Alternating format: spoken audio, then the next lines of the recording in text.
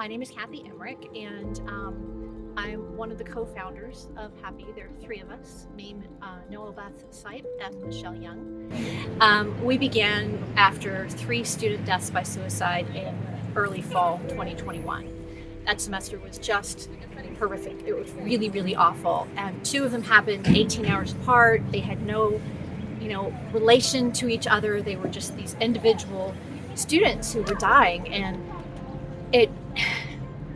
it was just awful. I can't even articulate what a terrible time it was on campus. I'm in a UNC parent group online, and they had a parent and community rally to support the students after that horrible weekend. I brought my little dog, whose name is Little Dog, and I also am in a group called Free Mom Hugs, which goes and who offers hugs to anybody who wants them at LGBTQ events. And I'd been a part of that for a while, so I posted on that group's website because I knew that they're excellent huggers for one, and I knew that they might be interested in coming and joining us at the rally. We watched the students come through, and probably 20, 25 other dogs were there. People just brought their pets. And so hundreds of students came through. And when they'd walk up to this long line of people on the quad, we were behind the old well, they would just look like everybody else on campus, absolutely shell-shocked. Just their posture, their facial expression, their tone of voice, everything reflected the amount of stress that was on campus and the amount of grief and anxiety. And then they would get to us and they would cry when we hugged them. Sometimes we would too. And they would drop to the ground and play with the dogs. They came alive again when they were with the dogs. And it was really amazing to watch. We already knew the power of hugs. We didn't know the power of dogs. My son graduated from UNC last May, and so I was on the UNC parent group, and a couple of years ago when it was a very awful weekend here at UNC with several suicides, the parent group kind of got together and organized just to come out, and we brought our dogs and we brought cookies and there were bagels and pizza and everything, and just mom hugs. I met Kathy there at that day, and as soon as she got that organized, I was one of the first, I think, to sign up and say, let's go. I knew Norbert was perfect for this role. We decided at the request of the students to go back to campus and just walk Little Dog here and there now and then. That was Thursday night. By Monday morning, it was obvious that we needed a face group in order to organize the amount of people who wanted to come with us and do the same thing. The amount of people that reached out and was in support of this was astronomical. Suddenly, we were at the center of what appeared to be a very fast-growing movement. The biggest surges of volunteers actually occur in times of crisis, such as the shooting that had occurred this prior semester. The amount of dogs that we had come to campus in one day, I believe, was at least 10, which is insane because we only have 1 dog a day usually. And we had so many volunteers try and sign up being let me contribute to this effort. We need to make sure the students are okay. After the shooting on campus last semester, we got 100 new volunteers in a week. We had to close down accepting members to the group because we were so overwhelmed. In the beginning, we envisioned being on campus once, maybe twice a week. We're up to 4 times a week now. We also began to sort of figure out that there were other things that we could do, and which was a benefit in sort of hindsight when things are really tough as far as infectious diseases. We had a Valentine's Day puppy parade. We met off campus, and there was about 6 or 8 cars, and most of them had a dog in the back seat. And we decorated all the cars, and we it came like at rush hour so that we wouldn't be going too fast. But we just thought we would just snake along and go around campus. And we had candy bagged up that we could throw to people. And it was all well and good, except for at the very first stoplight, we got separated. And there was like 10 cars in between several of our groups. And so we ended up like just bouncing off. So we'd have 2 or 3 cars here and a couple of cars there and a couple of cars there. And we had all these Valentine's and mental health supportive signs on the cars. And we rolled the windows down. We'd say, "Happy Valentine's Day." And we'd throw candy at them. And they had no idea who we were. It's really fun. And after that, we did a few other things like we had a make your own mindfulness starter kit. We were able to do special events once a week and still maintain our connection with the students and still be a presence on campus to remind them that they're loved and that they're valuable and that we're so thankful that they're here without putting their health at risk.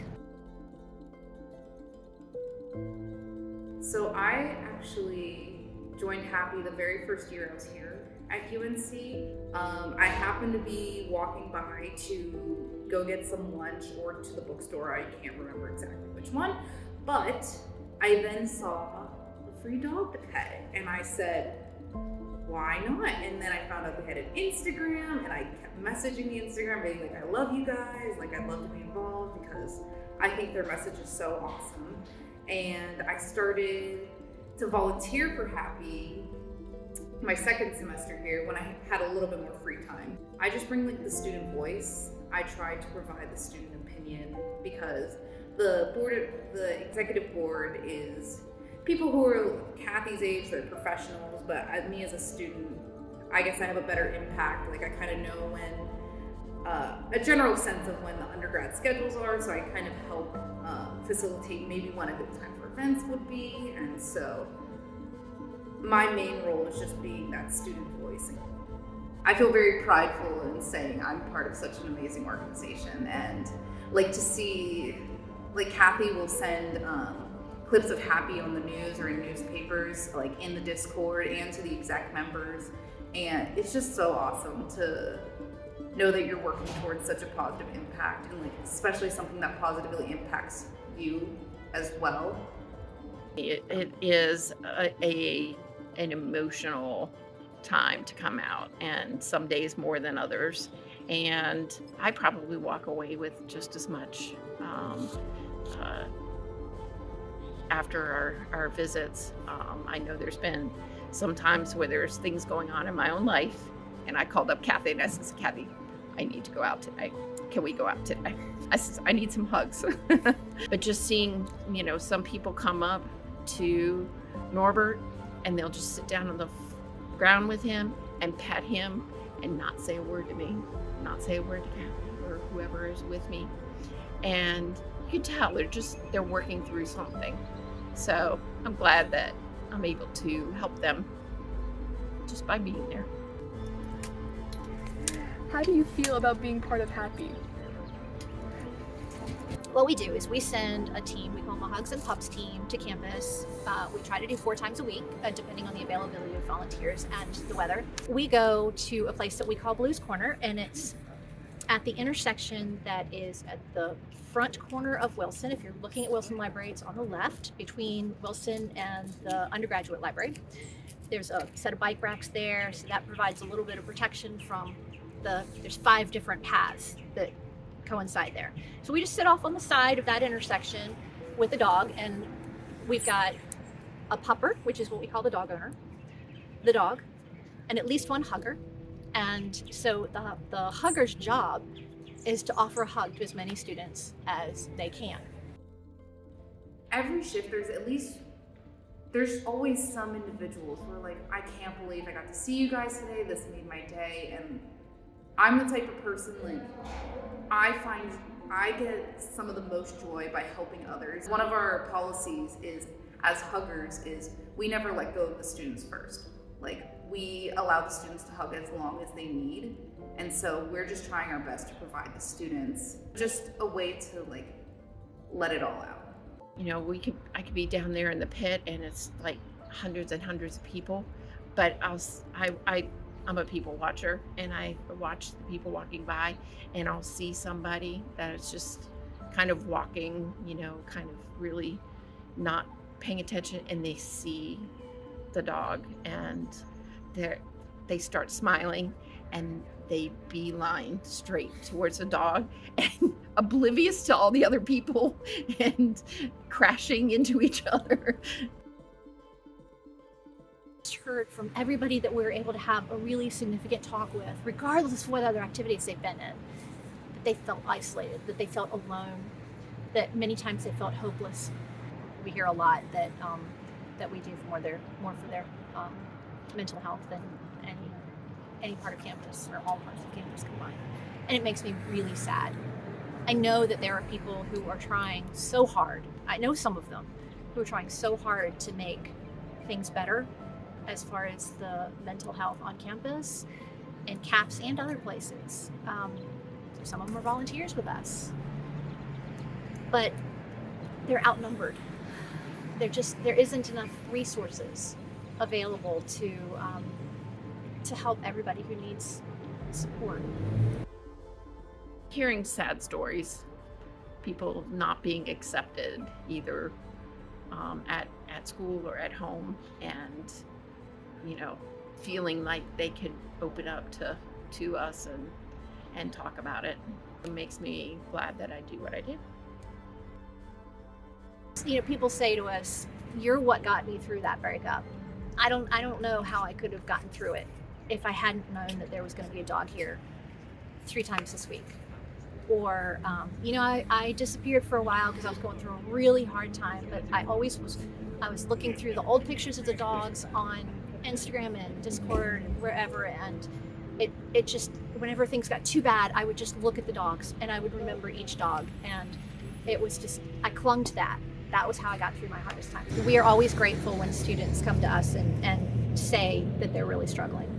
That makes us realize that we're considered a safe place and that they trust us. We really appreciate the fact that they trust us enough to open up and to be vulnerable around us. That's really powerful. They look like they're happy and confident and they've got the world in the palm of their hand, and then they come to us and they get a really long hug and they cry and they say, "This has just been such a hard semester. Maybe my dog died. Maybe they have a really awful roommate situation or a really tough class that they just can't get through." And they come see us, and we can only be there a certain amount of time. You need somebody. You need a friend. And sometimes it's really hard to make that friend.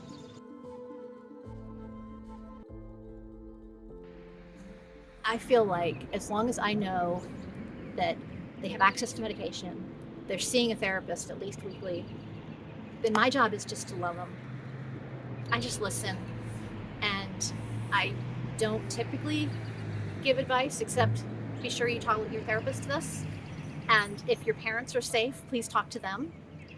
And then whenever there's an opening and it seems appropriate, I remind them how much they're loved and how valuable they are and how thankful we are that they are a part of our lives.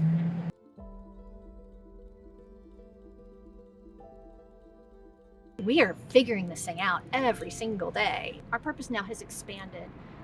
Originally, it was to help students feel like they belonged here, to provide emotional support when they were really feeling alone and isolated and scared and overwhelmed.